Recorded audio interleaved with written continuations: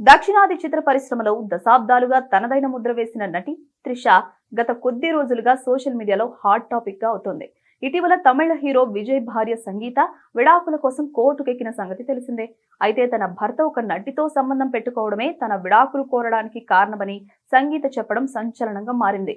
ఇదే సమయంలో విజయ్ త్రిష కలిసి చెన్నైలో జరిగిన ఒక వివాహ వేడుకలో పాల్గొనడం పెద్ద చర్చకు దారితీసింది. ఈ విషయంలో కాలీవుడ్ లో వాడి వేడిగా చర్చ జరుగుతోంది. అయితే తాజాగా త్రిషకు సంబంధించిన మరో వార్త ఆమె అభిమానులకు కాస్త షాక్ ఇచ్చేలా ఉందని చెప్పాలి.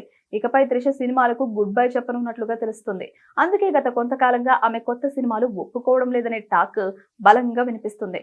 దీనికి ప్రధాన కారణం ఆమె రాజకీయాల్లోకి అడుగు పెట్టబోతున్నట్లుగా సోషల్ మీడియాలో పెద్ద ఎత్తున ప్రచారం జరుగుతోంది.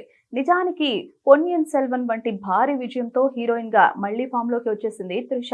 ప్రస్తుతం అమ్మడి కెరీరు పీక్ స్టేజ్ లో ఉందనే చెప్పాలి. ఇలాంటి సమయంలో విజయ్ వ్యవహారంతో పాటు రాజకీయంగా కూడా హాట్ టాపిక్ గా మారింది త్రిష. ఇప్పటికే దళపతి విజయ్ నటనకు స్వస్తి చెప్పి తమిళగ వెట్రి కళగం అనే పార్టీ స్థాపించిన సంగతి తెలిసిందే. ఇప్పుడు త్రిష ఇదే పార్టీలో చేరే అవకాశం ఉందనే ప్రచారం సాగుతోంది.